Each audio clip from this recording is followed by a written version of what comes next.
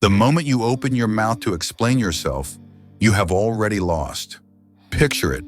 The accusation lands. A subtle jab at a dinner party. A questioning of your competence in a meeting. A lover twisting your words. You feel the heat rise in your chest. The cortisol spikes. Your brain screams that you are being misunderstood, that the truth is being distorted, that you must correct the record immediately. So you speak, you clarify, you justify, you offer context, and in that exact second, you have handed them your throat. Because the world does not judge you by the truth of your words. It judges you by the desperation of your delivery. The one who explains is the one who submits. The one who defends is the one who accepts the other person's authority to judge them. Niccolo Machiavelli, the master of power dynamics, understood a brutal truth that modern society has tried to breed out of you. He knew that power is not about being right. It is about who holds the frame. In the moment you defend yourself, you step into their frame. You become the defendant in their courtroom. But what if you didn't? What if when the attack comes, you did the one thing that terrifies a manipulator more than anything else?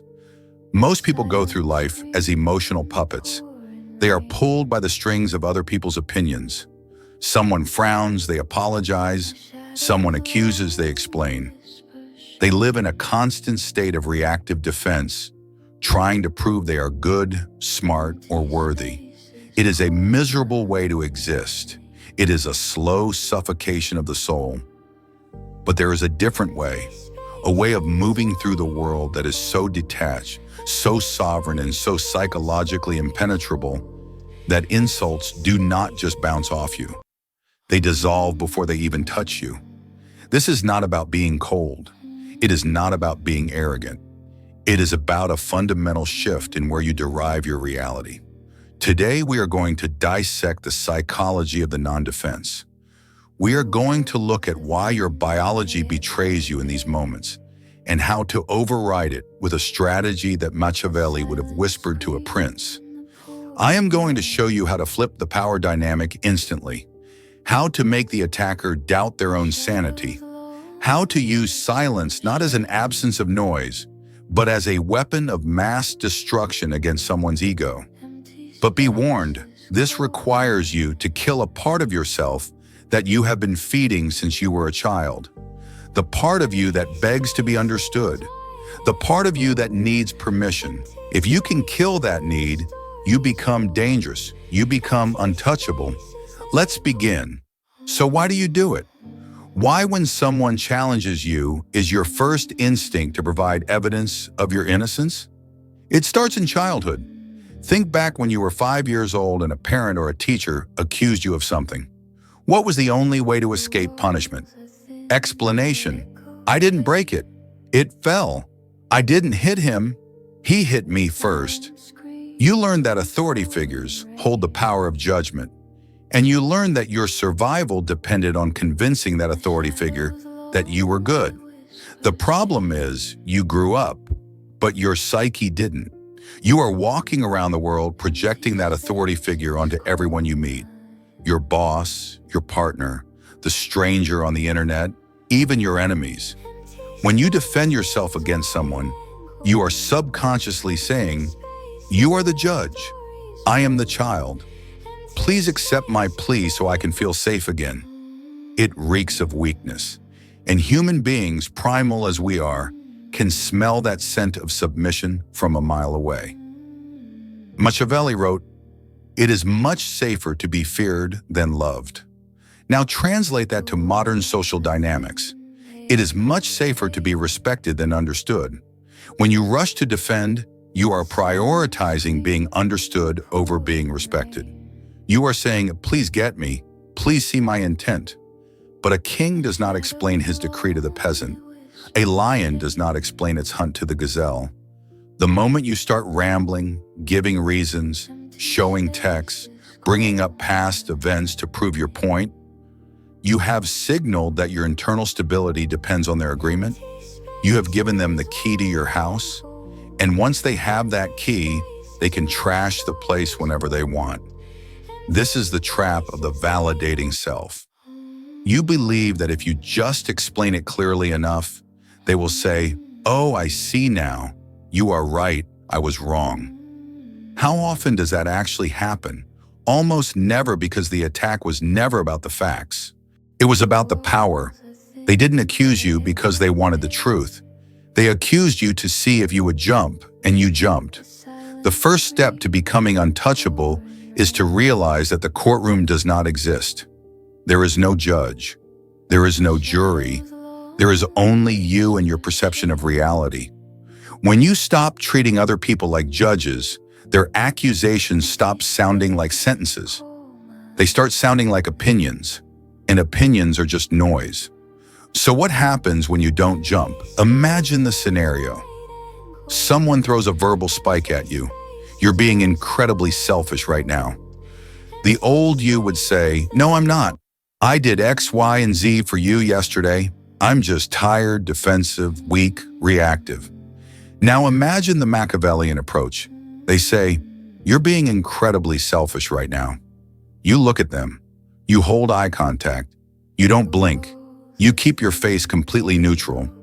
You let the silence hang in the air for 3, 4, 5 seconds. Do you know what happens in that silence? It is a psychological vacuum. The human brain is terrified of silence during a conflict. It signals a rupture in the social fabric. It signals that the other person is not playing the game. When you stay silent, you are mirroring their energy back at them. You are forcing them to sit in the tension they created. Usually they will start to crumble. They will speak again to fill the void. I mean, you're not always selfish, but just right now, why are you looking at me like that? They start defending themselves against your silence. The power has flipped. This is the gray rock method taken to a weaponized level. You become a void. A void cannot be attacked. You cannot punch mist. You cannot cut water. By refusing to provide the resistance of a defense, you cause their attack to pass right through you and unbalance them. This requires immense internal control because inside your ego is screaming, "Fight back! Say something clever! You must leash that dog!" Machiavelli knew that the most powerful person in the room is the one who cannot be read. If you defend, you reveal your values. You reveal what hurts you. You reveal your buttons. "I'm not stupid," you shout. Now they know your insecurity is intelligence. "I'm not a bad person." Now they know your insecurity is moral standing. Silence reveals nothing. It is a dark mirror. And when they look into it, they only see their own aggression reflected back, and it makes them uncomfortable. It makes them feel judged, which is ironic because you haven't said a word. Sometimes silence is not enough. Sometimes a situation requires words, but never defensive words. If you must speak, you never push back against the force. You pull it. You use the aikido of conversation. There is a concept in dark psychology called agree and amplify. It creates a state of cognitive dissonance in the attacker. If someone accuses you of something absurd, defending yourself validates the absurdity. It suggests the accusation is serious enough to warrant a response. Instead, you lean into it. You exaggerate it until it becomes a caricature. Attacker. You are so obsessed with money. You're greedy, defensive. No, I'm not. I just want to provide for my family. Boring, predictable, weak, Machiavellian you. You caught me. I actually swim in a vault of gold coins like Scrooge McDuck every Tuesday. It's terrible for my back. You say it with a flat face or a slight amused smirk. What have you done here? You refuse to be insulted. You proved you are not insecure about the topic. You turned their serious attack into a joke. You established that you are the one framing the reality, not them. This strips the attacker of their weapon. They wanted to hurt you. Instead, you took their knife and started peeling an apple with it. It signals amused mastery. Amused mastery is the ultimate state of high status. It is the attitude of a parent watching a toddler throw a tantrum. You don't get angry at the toddler. You don't argue with the toddler. You are amused by the drama because you know you are safe. When you defend yourself, you are getting down on the floor and screaming with the toddler. Don't do that. Stand up, look down, smile.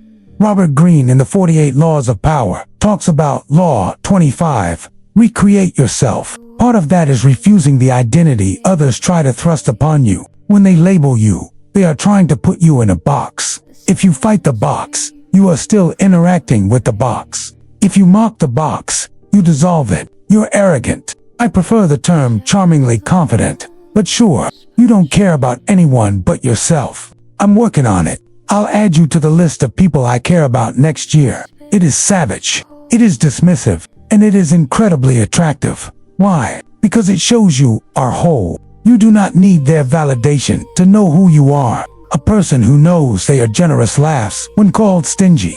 A person who knows they are smart laughs when called stupid. If you are defending, it is because deep down you fear they might be right. And that is the shadow work you must do. Let's go deeper into the philosophy of the interaction. Every conversation has a meta structure, a hidden architecture. In a conflict, there is usually a judge and a defendant. The judge asks questions. Why did you do that? What were you thinking? Who do you think you are? The defendant answers, I did it because I was thinking that whoever is asking the questions holds the power. Whoever is answering is losing status. The most lethal Machiavellian trick is to simply refuse the role of defendant and seize the role of judge. You do this by answering a question with a question, or by analyzing their behavior instead of your own. Them.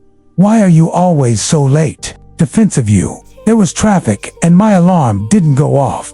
Losing Machiavellian. Why does my arrival time affect your mood so deeply? Boom. Do you see the shift? Suddenly, we are not talking about the clock. We are talking about their emotional stability. We are talking about their reaction. You have put the spotlight back on them. Them. You're being ridiculous. Machiavellian. What makes you feel the need to use labels like that to get your point across? You are psychoanalyzing them in real time. This is infuriating to a manipulator. They want you on your back foot. Instead, you are walking around them, observing them like a specimen in a jar. It's interesting that you perceive it that way. Does saying that make you feel better? You seem very invested in this. These phrases are shields. They acknowledge the sound coming out of the other person's mouth, but they do not accept the content. It is a boundary, a verbal force field. You are saying, this is your stuff, not mine. Keep it. This is not just a technique. It is a spiritual stance. It is the realization that other people's perceptions of you are none of your business. Their anger is their problem. Their disappointment is their responsibility to manage. When you defend, you are trying to carry their emotional baggage for them. You are trying to fix their feelings. Stop it. Let them carry their own weight. Now for the paradox. Sometimes the most aggressive, defensive, power-flipping move you can make is to agree, but not the way you think. This is not the agreement of submission. It is the agreement of the abyss. Imagine someone is screaming at you. They are listing your flaws. They are trying to provoke a fight. You look them in the eye and say calmly, you're right. And then you stop talking. You're right. I am difficult sometimes. You're right. I did mess that up. This is the fogging technique. When you throw a rock into a fog bank, what happens? Nothing. No thud. No rebound. It just disappears. When you agree with an attacker, you steal their momentum. They are pushing against a door, expecting it to be locked. When you open the door, they fall on their face. They want a fight. They want resistance. Resistance validates their anger. Agreement neutralizes it. But here is the nuance. You must agree with the truth in their statement, without accepting the shame they are trying to attach to it. There is a difference between admitting a mistake and accepting a character assassination. You messed up this report. You're incompetent.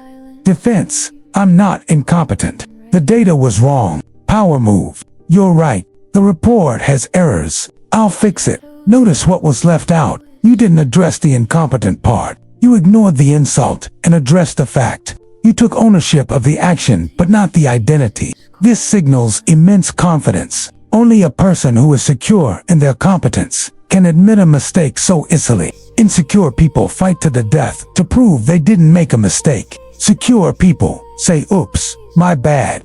and move on. Machiavelli would call this disarming the enemy. If you lay down your sword, they look foolish holding theirs. It takes the wind out of their sails. It makes them look hysterical, and you look grounded. And in the long run, history is written by the grounded. None of this works if it is just a tactic. If you are using these lines, but your voice is shaking, or your eyes are darting around, or your energy is screaming, "Please like me," it will fail. Dark psychology is 20% words and 80% nonverbal frame. You have to build the internal architecture to support the silence. This brings us back to the shadow. Why does it hurt when they attack you? Because they are touching a wound that is already there. If I tell you you have green skin, you won't get mad. You'll think I'm crazy. You won't defend yourself. You'll laugh. But if I tell you you are a failure and you defend yourself, it's because a part of you suspects I might be right. The ultimate defense is not a verbal technique. It is self-now. It is looking into your own darkness, owning your own flaws, and accepting your own shadow. When you know you are capable of selfishness and someone calls you selfish, you say sometimes yes. When you know you are capable of cruelty and someone calls you cruel, you say I can be. You cannot shame a man who has already accepted himself. You cannot expose a woman who has nothing left to hide. This is what it means to be untouchable. It means you have integrated the parts of yourself that others try to use against you. You become transparent. The light passes through. The arrows pass through. You are no longer a fortress that needs defending. You are the wind. So here is the challenge. For the next 7 days, you are going to play a game. The game is called No Defense. No matter what happens, no matter how small the accusation, you are forbidden from explaining yourself. If you are late, say I'm late. Do not give the reason. If you spill the coffee, say I spilled the coffee. Do not blame the cup. If someone misunderstands you, let them misunderstand you. Sit in the fire of that discomfort. Feel the urge to fix it, to manage their perception, to be the good guy, and let that urge burn to ash. Watch what happens to the people around you. Watch how they react when you stop playing the game. You will see confusion, then respect, then a strange kind of magnetism, because people are drawn to certainty and nothing screams certainty louder than a person who does not need to explain why they exist. You are reclaiming your energy. You are plugging the leaks in your soul. You are stepping out of the role of the child and into the role of the sovereign. The world will try to pull you back. It will try to bait you. It loves a reaction. Don't give it one. Keep your mystery. Keep your power. Keep your silence. If this philosophy resonates with the darker, deeper part of your mind, the part that is tired of performing for others, then you know what to do. Subscribe, but not because I asked you to. Subscribe because you are done being a prey animal in a world of predators.